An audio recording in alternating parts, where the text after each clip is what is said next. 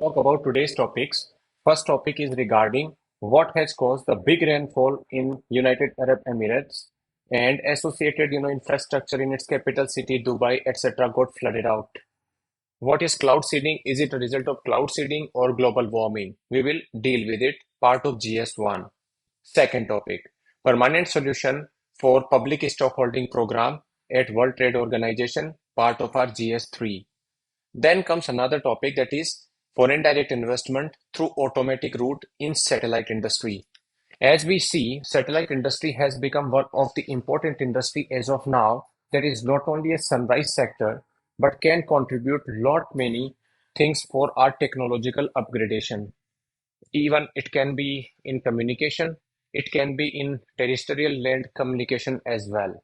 So it will be part of our GS3. Next topic would include Chinese economy and the growth and resiliency that it has shown this time. How it is going to make a difference to global prospects, how the demand actually across the countries is going to be affected because of the Chinese demands, if there is any. So we will deal with it in GS2 and GS3. So first topic, what is behind the heavy rainfall that flooded Dubai?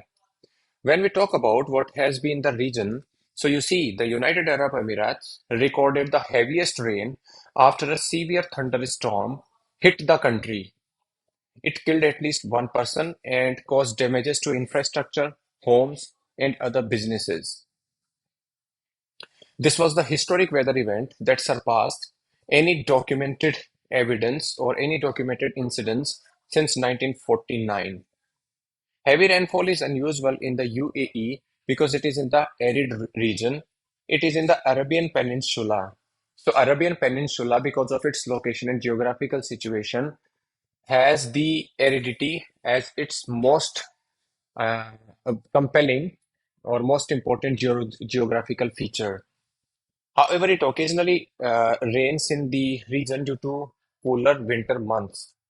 When we talk about the thunderstorm, it began on Monday night and by Tuesday evening had dumped more than 142 millimeters of rain on the desert city.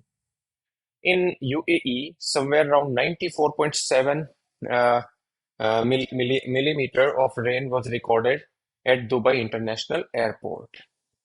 So, what led to the heavy rainfall? The primary reason for this heavy rainfall is said to be the storm system which was passing through Arabian Peninsula and moving across Gulf of Aman. According to a report by the Associated Press, the rain could have been exaggerated by the cloud seeding. As you know, cloud seeding is a process where the salt particles are sprayed into the clouds. Those salt particles actually help, condensing the water vapor that is suspended in the air. When the water vapor is condensed and the amount of condensation actually becomes difficult for the clouds to sustain, then that actually causes a rainfall. And this kind of rainfall may be the reason behind the recent UAE incident where the rain actually, was a primary surprise for the people, happy surprise. So this is one of the cloud seeding phenomena. Then we talk about when we talk about even cloud and technology, cloud seeding, then it's a part where technology actually is trying to remove the barriers between the rain gods. So that the I mean this can be also happen because of, you see, is proven it is cloud seeding is a proven effective for enhancing rainfall under suitable conditions. It has somewhere around specific cloud characteristics, including liquid vapor content and vertical motion, are used to identify cloud with potential for rainfall. Then targeted convective clouds are typically over 1 kilometer deep and likely to evolve into deep cumulus clouds. When we talk about the convective clouds are those clouds that form when warm and humid air rises through cooler air in the atmosphere. The warm air is less than the surrounding air, so it rises, and this is called the convection. When we talk about convective clouds also, there are two types of cloud, cumulus clouds and cumulonimbus cloud. So cumulus clouds are with a flat base and rounded top, while circulocumbus clouds are high altitude clouds that appear small white and just like as a cloud patches. So you must have understood that it is a cloud seeding is artificially generated rain. So an aircraft or a UAV, etc., can inject silver iodide or other substances into the atmosphere. And once the silver iodide, etc., are injected into the atmosphere, then the chemicals mimic the particles that serve at the surface for condensation that creates water droplets. And once the condensation creates water droplets that are large enough, the rainfall will happen. So we can understand this phenomena just like an aircraft will fly and will be having all those particles which actually can make the several salts or several iodides that can actually be spread over the clouds. Once these are sprayed, then the chemicals mimic the particle that serve as a surface for condensation. So these particles would then work as a condensatory mode and it would create water droplets. In the third process, once the condensation creates water droplets the that are large enough, then the rainfall actually will be caused. So once the condensed particles are large enough, then the rainfall will come. So cloud seeding methods also can be talked about in two aspects. Number one is static cloud seeding. So when we talk about static cloud seeding, this method would include ice nuclei such as silver iodide or dry ice into cold clouds that have super cooled liquid droplets. In the dynamic cloud seeding is a method when the rain is induced by boosting vertical air currents. This process is considered more complex. Then comes the hygroscopic cloud seeding. In the hygroscopic cloud seeding, it involves spraying fine particles of hygroscopic metals like salts through flares or explosives into the base of warm clouds. So these particles also can certain times, act as a cloud condensation nuclei. So the three processes are of the cloud seeding methods are static cloud seeding, dynamic cloud seeding, and hygroscopic cloud seeding. Second reason behind UAE's rainfall may be the climate change. Some suggested that climate change could also be behind the rainfall. UAE's average surface temperatures have grown by 0.4 degrees centigrade between 2003 to 2022. Higher temperatures, as you know, would cause evaporation of water not only from the land but also from the oceans, meaning a warmer temperature can hold more moisture. According to some studies, if the temperature rises by 1 degree centigrade, then the humidity or the water vapor that the atmosphere can hold will be rising by 7%. So a 0.4 degree centigrade increase in the temperature of the UAE must have caused at least 2.8% of increase in the amount of vapor that the atmosphere can hold. So that can also lead to the increase in the precipitation intensity, which ultimately cause severe flooding in Dubai. So these are two of the reasons, or but there is no particular reason, but these are said to be the two of the reasons how Dubai, which is actually very very less and in the urban desert, urban peninsula, got the maximum amount of rainfall. Then comes at the World Trade Organization, India seeks permanent solution for the public stockholding program. So, what is public stockholding program? In the When we talk about the public stockholding program, it plays a crucial role in ensuring food security for our country. Not only livelihood security, but also rural development, and it provides support for the low income and resource poor producers in the developing countries. When we talk about call for stockholding solution is important for India because it is directly related to the food security challenges of our country. Number two, as India also provides lot many subsidies or in the form of MSP etc. to farmers, MSP allows farmers to receive some amount of the remunerative prices even if the demand in the market also falls. So due to MSP, the farmers actually have some sort of better income. They have even some guarantee, not full guarantee, but even some guarantee that their produce will be purchased. Even the MSP also allows the government to purchase for the public stockholding that actually government gives through either public distribution programs like NFSA, that is National Food Security Mission and National Food Security Act, and through Prime Minister's schemes of where the free Garib Kalyan Yojana, where the free ration is being distributed. So for India's food security, MSP also plays a big role. When we talk about the uh, food stockholding program, even the G33 countries are advocating for a permanent solution to public stockholding for food security. To tell you what is G33, so the G33 is a group of developing nations that calls for a permanent solution to allow them to maintain public stockholding program for food security purposes. G33 countries, that's a coalition of developing nations within the World Trade Organizations, are actually talking about ensuring that the developed countries and the developing countries should come together on a single platform and should decide about the public stockholding program.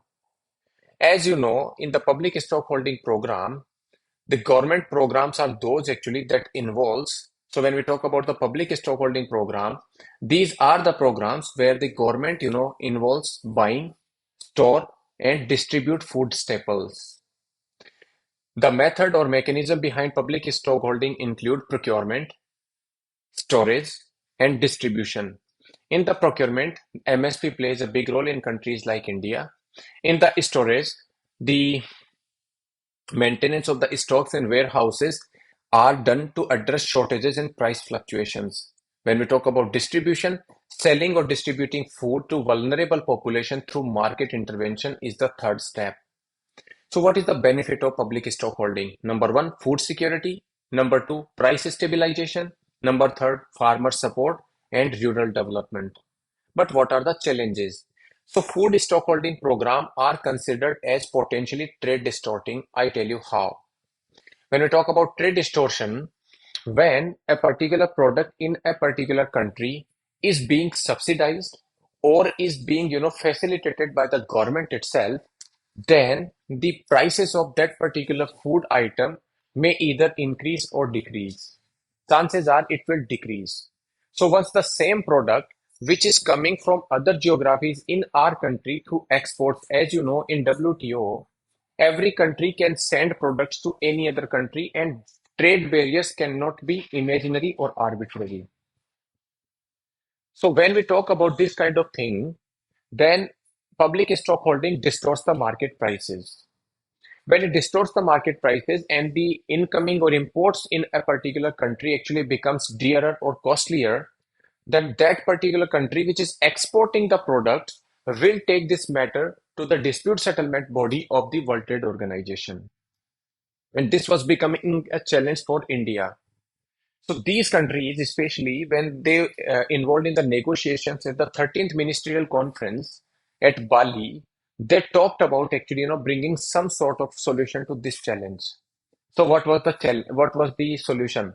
So the solution was that till the time we decide about the permanent, solution, we will be having some mechanism through which, if there is a level through which, a country will be breaching that particular limit, it can impose the or invoke the peace clause. So peace clause was the mechanism through which if any country is giving subsidy of more than 10% of the amount of production that it is having. Suppose say in a country $50 billion is the price of the produce that the uh, farmers have produced. And if the government has given, suppose say under $5 billion, means under 10% of that $50 billion price as a subsidy, then that will be okay. But the moment government goes over $5 billion out of $50 billion or 10%, then that country has to invoke the peace clause. So this is how the peace clause was invoked by India fifth time around recently. So the countries are still negotiating that the peace clause should be either a permanent mechanism or some mechanism should be drawn through which the food security of the countries also do not get hampered and the public stockholding programs actually either continue or there should be some mechanism where the solution to this actually arises. So Brazil has come up with a proposal that is suggesting a timeline and review process that will serve as a checkpoints to assess the progress of the agriculture negotiating or negotiations leading up to the next ministerial. Brazil's handling of the public stockholding matter in its agriculture products led to the protest from several members which give priority to the permanent solution. This included members of the African group, G33 group, and countries from the African. So these are the, why India needs a permanent solution and why it is a matter of, debate between countries. Then comes the new satellite policy allowing 74% FDI via automatic route in satellite business. The Finance Ministry has notified a new foreign direct investment limit for various satellite-related activities under foreign exchange management rules. This means that all key regulations are in place now to implement the higher FDI limit. So under the amended policy, 100% FDI is allowed in the space sector. Now satellite manufacturing and operation, satellite data, satellite manufacturing and operation, satellite data products, and ground segment and user segment can get FDI up to 74% under the automatic route, and beyond which the government route will be applicable. Subsectors that comprise like launch vehicles and associated systems or subsystems as well. The creation of spaceports for launching and receiving aircraft can get FDI through automatic route up to 49%. So these are the categorization. So what is the categorization? That satellite manufacturing and operation, satellite data products, and ground segment and user segment can get FDI up to 74%. Creation of spaceports for launching and receiving a spacecraft can receive FDI through automatic routes up to 49%. Beyond 49%, activities will be under the government route. India has allowed 100% FDI under automatic route has been now permitted to manufacture components and system, subsystem for satellite, etc. So, how this is important?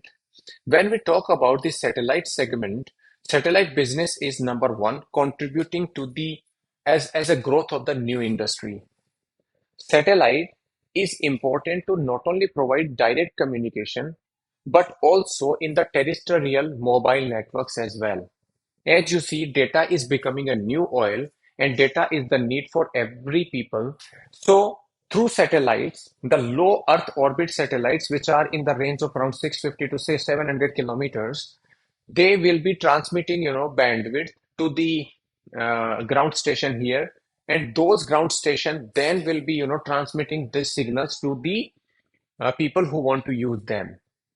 Satellite business is or satellite connectivity can be important where the mobile-based terrestrial ecosystem cannot be installed in a particular challenging geography.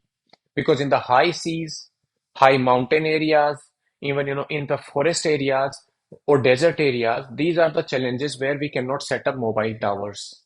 So the satellite actually can then play a big role to provide connectivity in any circumstances whatsoever. Then comes another thing. What is satellite industry? As you know, space industry of India has been increasing leaps and bounds. Space through which space actually, through space policy, India has actually, caused a greater growth to its products.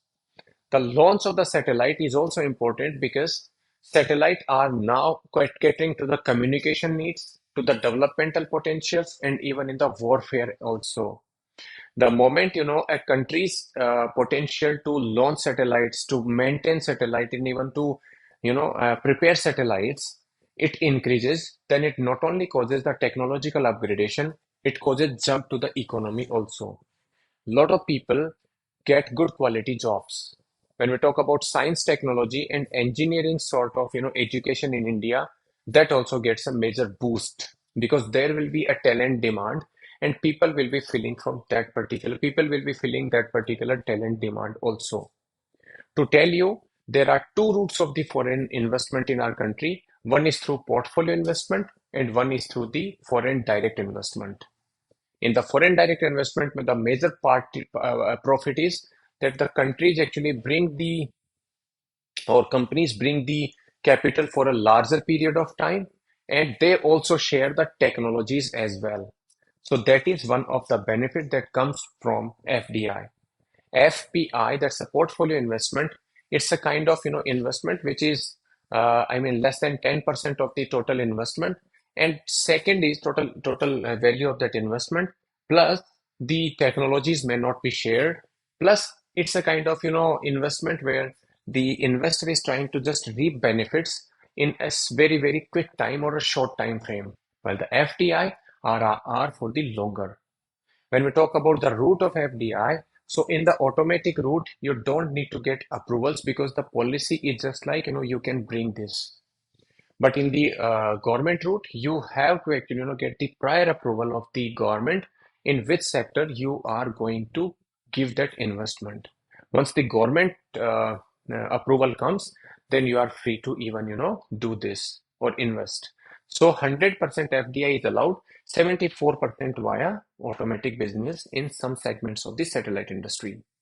Then comes fourth topic that is called Chinese economy grew faster than expected and what lies ahead. So what is the news? News is that Chinese economy, which was under some sort of trouble, has shown some progress. It reported a growth of around 5.3% in January-March quarter of 2024, means this quarter that passed by. Chinese economy has been facing challenges that ranges from uh, a struggling property market to continued sluggishness in the domestic demand. As you know, Chinese economy has been driven by exports, investment in infrastructure, and creation of overcapacity. What is overcapacity? They used to produce so much more that they used to flood markets and used to flood markets with the cheaper products. When you have the capability to produce more, then because of the scales, you are or your cost of products or unit of production cost actually becomes very, very lower. Then you can flood markets of the outside countries because outside countries don't produce the products in a scalable manner. The moment actually, the products of Chinese people, flood the markets outside, the domestic industry in those countries get hampered. And it was the Chinese export actually which caused China to grow at a very, very higher potential of 10%, around double digit for 2 or 3 decades. And by that, actually, Chinese economy has reached at the second spot in the world. Now it is started having its own challenges because world has understood, its game, Chinese game. And after Corona also, the global nations have been talking about diversifying the supply chain. Because after China, the dependence on supply, after COVID, dependence on China for supply chains cannot be taken for granted. Even countries like US also are opposing the overcapacity that is produced by China. So somehow some mechanisms are being drawn where the trade barriers are being put for Chinese products, where the supply chain is also trying to be diversified. So that has been creating a lot of pressure on Chinese economy. China's property market is also not seeing the kind of boom that it earlier used to see, and that has also, reduced the asset prices. The moment asset prices are reduced, it affects your economy because then the liquidity in the hands of people also goes down. And because of the reduced asset prices, people do not invest in those assets also.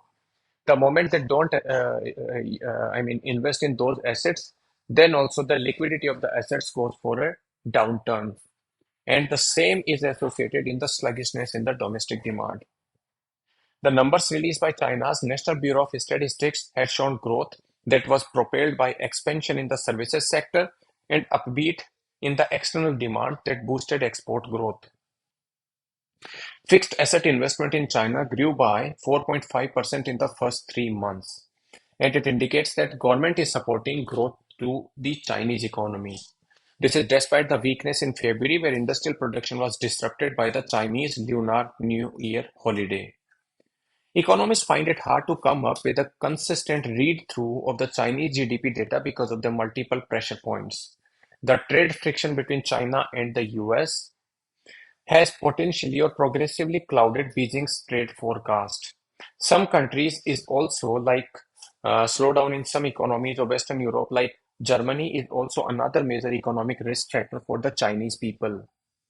So, I mean, China's troubled property market has been a key drag, as I told you.